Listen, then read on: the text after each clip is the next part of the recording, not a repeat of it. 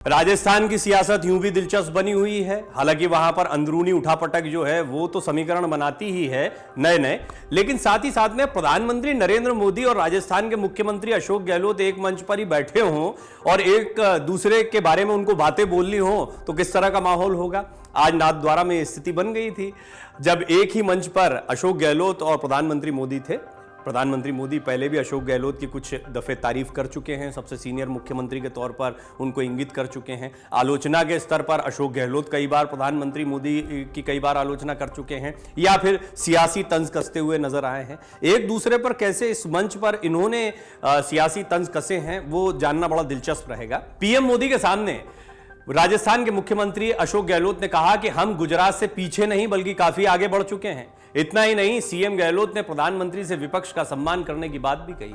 वहीं मंच पर पीएम और सीएम गहलोत के बीच बातचीत भी होती दिखाई दी। तो ये तस्वीरें निश्चित तौर पर चर्चा का विषय बननी ही थी। दरअसल जनसभा के लिए बने मंच पर प्रधानमंत्री नरेंद्र मोदी और सीएम अशोक गहलोत एक ही मंच पर एक साथ थे।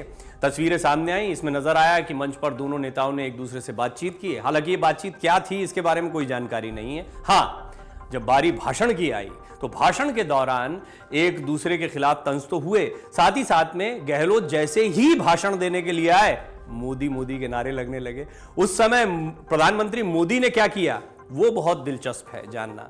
दरअसल प्रधानमंत्री मोदी ने लोगों को शांत करने के लिए हाथ से इशारा किया। अब प्रधानमंत्री मोदी का कार्यक्रम है, वो सबसे बड़े गेस्ट थे, आज उनका इंतजार हो रहा था, उनके तमाम समर्थक मौजूद थे। लेकिन क्योंकि कार्यक्रम प्रदेश से जुड़ा हुआ था तो प्रदेश के मुख्यमंत्री भी यहां पर मौजूद थे, वसुंधरा राजे सिंधिया भी मौजूद थी, सभी मौजूद थे।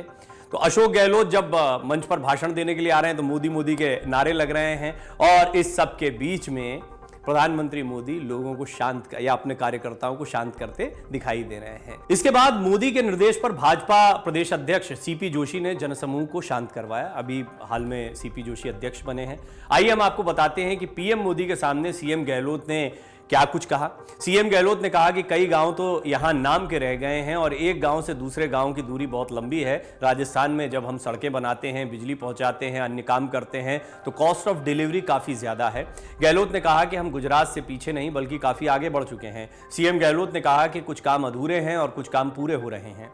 मुख्यमंत्री अशोक गहलोत ने अपने संबोधन में आगे कहा कि प्रधानमंत्री जी, राजस्थान का भूभाग बड़ा है और यहां रोड प्रोजेक्ट में कॉस्ट ज्यादा लगती है। राजस्थान पहले गुजरात से पिछड़ा हुआ था लेकिन कहा जाता था, लेकिन आज गुजरात से आगे है। मैं राजस्थान वासियों की ओर से पीएम मोदी का अभिनंदन करता हूं। अन्य राज्यों के मुकाबले राजस्थान की भौगोलिक स्थिति अलग है लेकिन हमारे यहां की सड़कें आज भी बहुत शानदार हैं। मुख्यमंत्री अशोक गहलोत ने प्रधानमंत्री से आग्रह किया कि उबर, ओला समेत इस तरह के वर्कर्स के लिए हमने राज्य बजट में 200 करोड़ रुपए का सोशल वेलफेयर फंड क्रिएट किया है, इनके लिए आप भी काम करें। गहलोत ने पीएम से कहा कि उज्ज्वला योजना आपने प्रेम से लागू की थी, सबको कनेक्शन दिए थे, लेकिन धीरे धीरे सिलेंडर की कॉस्ट भी पेट्रोल डीजल के साथ साथ बढ़ती गई। हमने 500 रुपए में गैस सिलेंडर देने का प्रयास किया है ताकि उज्ज्वला योजना के जो लाभार्थी हैं उन्हें लाभ मिल सके, फायदा मिल सके, राहत मिल सके। आप भी इस दिशा में सोच सकते हैं। तो ये भी बता रहे थे कि प्रधानमंत्री मोदी की योजनाओं को कैसे राजस्थान में आगे बढ़ाया जा रहा है और कैसे उनको बेहतर किया जा सकता है। सीएम गहलोत ने कहा कि लोकतंत्र में दुश्मनी तो होती नहीं है, आपस में विचारधारा की लड़ाई है। ये जरूरी था क्योंकि मंच पर आप देख रहे हैं कि अभी कुछ ही महीनों बाद जो चुनाव होना है उसमें देखेंगे आप किस तरह के बयान आएंगे, किस तरह से प्रश्न चिन्ह खड़े किए जाएंगे। लेकिन ये चुनाव का माहौल होता है और चुनाव में इस तरह की बयानबाजी आमतौर पर होती है। सीएम अशोक गहलोत ने प्रधानमंत्री नरेंद्र मोदी से मंच से कहा, आज यहां कांग्रेस बीजेपी कोई हो, सब एक मंच पर एक साथ बैठे हैं। ऐसे मौके बहुत कम आते हैं। लोकतंत्र में दुश्मनी तो होती नहीं है, आपस के अंदर विचारधारा की लड़ाई होती है, सबको अपनी बात कहने का अधिकार है। मैं समझता हूं वो परंपरा देश में प्रेम, भाईचारा, प्यार, मोहब्बत सभी जाति धर्म के बीच होनी चाहिए। उन्होंने ये भी जिक्र किया कि एक बार मॉब लिंचिंग हुई थी तो मोदी जी का स्टेटमेंट आया था कि ये लोग एंटी सोशल एलिमेंट्स हैं, ये भावना सबकी होनी चाहिए। तो कुल मिलाकर वो ये बता रहे थे कि किन मुद्दों पर एक साथ आया जा सकता है और लोकतंत्र में विचारधाराओं का मतभेद हो सकता है लेकिन मनभेद नहीं होना चाहिए। बात कई बार कही जाती है लेकिन जब चुनावी साल होता है तो अंदाज बिल्कुल बदल जाता है नेताओं का। गहलोत ने अपने बयान में आगे कहा, सब मिलकर देश में एक रहें, अखंड रहें, इस पर काम करना चाहिए। इंदिरा गांधी शहीद हो गई लेकिन खालिस्तान नहीं बनने दिया। राजीव गांधी शहीद हो गए। हमारा इतिहास कहता है इस तरह की भावना के साथ हमें चलना चाहिए। किसी भी राज्य में तनाव और हिंसा किसी के काम की नहीं है। हिंसा विकास को हमेशा बाधित करती है। मैं उम्मीद करता हूं आपका मैसेज देश को एक करके रखे, ऐसा होगा। मैं समझता हूं आप खुद भी इस दिशा में आगे बढ़ेंगे और मजबूती से पक्ष और विपक्ष मिलकर देश की सेवा करेंगे। हम आपको यह भी बताते हैं कि पीएम मोदी ने अपने संबोधन में क्या कुछ कहा था। प्रधानमंत्री मोदी ने अपने संबोधन की शुरुआत में मुख्यमंत्री अशोक गहलोत को मित्र कहकर संबोधित किया।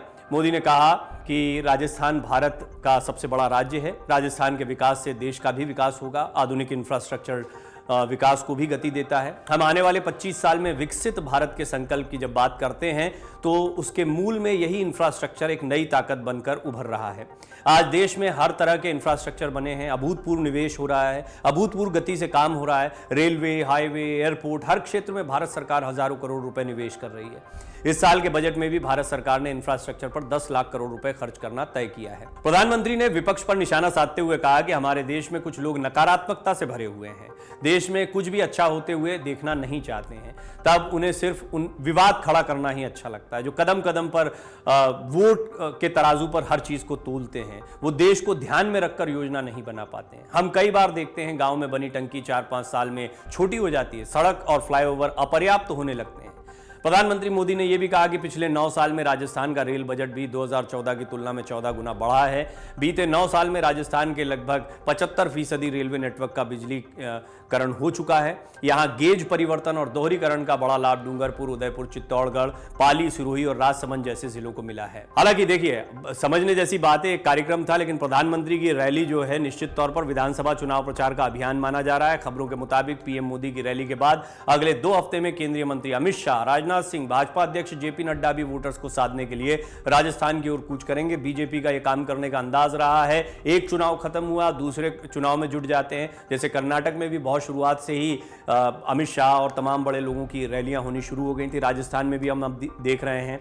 हालांकि हम आपको यह भी बता दें कि इस दौरान राहुल गांधी भी राजस्थान में मौजूद है। हालांकि उनका यह दौरा अचानक हुआ था। यहां पर युवा विंग के साथ बातचीत करने के लिए वो पहुंचे थे और अभी तक उनका कोई भाषण, स्टेटमेंट या कार्यक्रम तय नहीं हुआ है। यहां पर राजस्थान एक ऐसा राज्य है जिसकी सियासत बड़ी दिलचस्प बनी हुई है। यहां पर कांग्रेस में आपसी घमासान पायलट और गहलोत के बीच में देखने को मिल रहा है। तो वसुंधरा राजे सिंधिया बेशक आज प्रधानमंत्री के मंच पर बैठी दिखाई दी, लेकिन वो चेहरा होंगी नहीं होंगी बीजेपी का, इस पर सस्पेंस बरकरार है। और इस सब के बीच में अशोक गहलोत, वसुंधरा राजे सिंधिया, इनकी साठगांठ के पायलट के आरोप हों। अशोक गहलोत का वसुंधरा राजे की तारीफ करना हो कि सरकार बचाई थी, वसुंधरा राजे सिंधिया का कहना हो कि ये मेरे खिलाफ साजिश है। सारी चीजें बताती हैं कि कुछ नए समीकरण और कुछ मजेदार राजस्थान का चुनाव भी होने जा रहा है। सबके बीच में प्रधानमंत्री मोदी, अशोक गहलोत एक मंच पर बैठना, यह भी काफी दिलचस्प वाकया रहा। मन से उजाला कर चले, मन से उजाला कर चले, एक अमर उजाला कर चले,